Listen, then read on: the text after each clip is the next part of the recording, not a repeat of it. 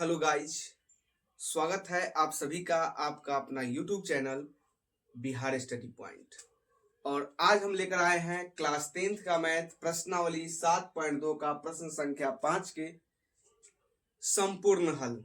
चलिए इस प्रश्न को बेहतर तरीका से बनाने का प्रयास करते हैं। देखिए प्रश्न कहता है वह अनुपात ज्ञात कीजिए। देखिए आपको क्या करना है, एक अनुपात ज्ञात करना है, ठीक है ना। वह अनुपात ज्ञात कीजिए जिसमें बिंदु ए और बी को मिलाने वाला रेखाखंड एक्स अक्ष से विभाजित होता है। कौन अक्ष से विभाजित हो रहा है? एक्स अक्ष से विभाजित हो रहा है, ठीक है। तो इस विभाजन बिंदु के निर्देशांक भी ज्ञात कीजिए। मतलब कि कोई बिंदु जो है यानी ए बी रेखा बिंदु ए और बिंदु बी से जो है क्या है आपका जो है से बन रहा है एक रेखाखंड बना, ठीक है। और इस रेखाखंड को मान लो कि कोई जो है तुमको बिंदु P मान लीजिए, ये आपको विभाजित कर रहा है, ठीक है। तो आपको क्या करना है, किस अनुपात में विभाजित कर रहा है वो निकालना है, पहला प्रश्न। दूसरा है कि ये जो बिंदु है इस बिंदु का निर्देशांक क्या होगा, दो प्रश्न यानी दो भाग है इस प्रश्न का। तो चलिए इस क्वेश्चन को सोल्यूशन करते हैं। तो सबसे पहले अनुपात जो है मानना है, तो अनुपात मानने के लिए क्या हो जाएगा, मान लीजिए कोई वांछित अनुपात क्या हो जाएगा आपका, यानी कि लिखेंगे माना कि वांछित अनुपात आपका क्या हो जाएगा कि अनुपात 1 हो जाएगा, ठीक है। और आपको पता है कि अगर कोई बिंदु अगर एक्स अक्ष पर स्थित है तो एक्स अक्ष पर स्थित किसी बिंदु का जो निर्देशांक होता है वह x, 0 होता है, ठीक है। तो यहां पे लेंगे क्या कि एक्स अक्ष पर स्थित किसी बिंदु का जो निर्देशांक होता है वह x, 0 होता है, ठीक है। तो कहने का मतलब ये हुआ कि सपोज कीजिए कि अगर ये जो बिंदु P है ये ए बी रेखाखंड को के अनुपात 1 में विभाजित किया, ठीक है। तो यहाँ पे लिख लीजिए पहला बिंदु है तो ए बिंदु है तो ये क्या हो जाए 1, -5, और ये बी बिंदु है क्या है -4, 5 है। ये के अनुपात 1 में जो है विभाजित किया है, ठीक है। और एक्स अक्ष पर स्थित बिंदु का निर्देशांक क्या है x, 0 है। ये पहला बिंदु है तो आपका x1 हो जाएगा और y1 हो जाएगा। ये दूसरा बिंदु है तो x2 हो जाएगा और y2 हो जाएगा। फिर ये अनुपात है तो m1 बराबर k हो जाएगा और m2 बराबर कितना हो जाएगा 1 हो जाएगा।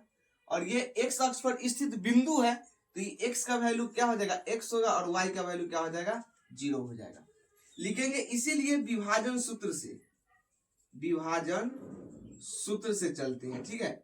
तो विभाजन सूत्र का जब हम यूज करेंगे तो विभाजन सूत्र क्या कहता है x, y बराबर m1x2 plus m2x1 by m1 plus m2 होता है, ठीक है। कॉमा फिर क्या होता है m1y2 प्लस m2y1 बटे m1 प्लस m2 होता है। यही आपका विभाजन सूत्र कहता है। अब जो मान यहाँ पर जो है वो मान आप यहाँ पे रख ना दीजिए, ठीक है। तो अब मान रखिएगा क्या होगा x का मान तो x है, y के मान करती है 0, तो x, 0 बराबर m1 के मान कितना है k गुने x2 के मान क्या है -4 प्लस m2 के मान क्या है 1 गुने x1 के मान क्या है 1, अब बटे हो जाएगा m1 k हो गया और m2 1 हो गया। फिर इसी प्रकार से y अक्ष के लिए रखेंगे तो m1 क्या है तुम्हारा k है तो k गुने y2 कितना हो गया 5 प्लस m2 कितना है 1 और गुने y1 कितना है -5 है। अब बटा k प्लस कितना हो जाएगा 1, कोई दिक्कत। यहाँ पे हो जाएगा x, 0 बराबर इसको गुना कीजिएगा प्लस माइनस 4 के अब प्लस 1 के काम 1 बटे के प्लस 1, ठीक है।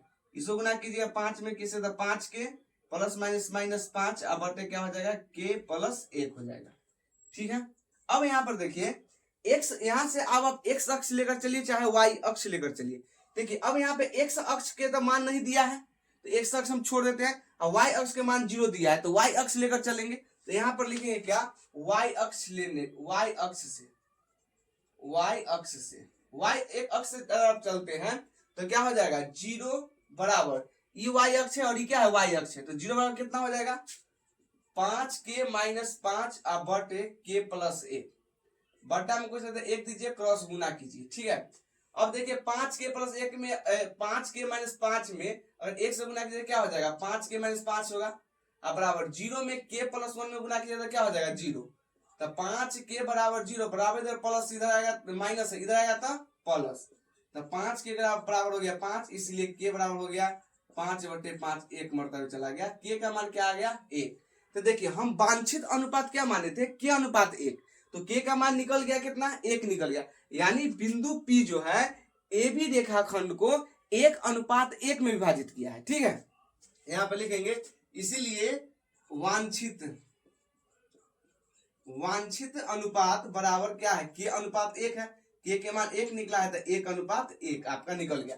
तो यहाँ पे वह अनुपात ज्ञात कीजिए, तो अनुपात तो आपका निकल गया है, 1:1 निकल गया। ठीक है, अब यहाँ पर देख लीजिए क्या है कि अब दूसरा चीज निकलना है, विभाजन बिंदु के निर्देशांक। ये जो विभाजन बिंदु P है उसको क्या करना है, आपका निर्देशांक निकालना है। क्या लिखेंगे कि 1:1 में, तो लिखेंगे कि बिंदु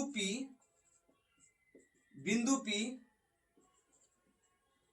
बिंदुओं A कितना है 1,-5 तथा B -4,5 को कितना 1:1 में क्या करती है, विभाजित करती है।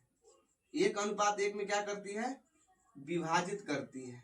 ठीक है, इसीलिए चलेंगे, देखिए A का निर्देशांक क्या है 1,-5, B का निर्देशांक -4,5 और 1:1 इसका हो गया। अब यहाँ पहला बिंदु है तो x1 बराबर 1 और y1 बराबर -5। दूसरा बिंदु है तो x2 बराबर -4 और y2 बराबर कितना हो गया 5। और अनुपात है तो पहला m1 और दूसरा m2। लिखेंगे विभाजन सूत्र से, कौन सूत्र, विभाजन सूत्र से चलेंगे। तो विभाजन सूत्र क्या कहता है, x, y बराबर, यानी p के निर्देशांक निकालना है, तो p का निर्देशांक हो गया x, y, तो p का निर्देशांक हो गया क्या m1 x2 plus m2 x1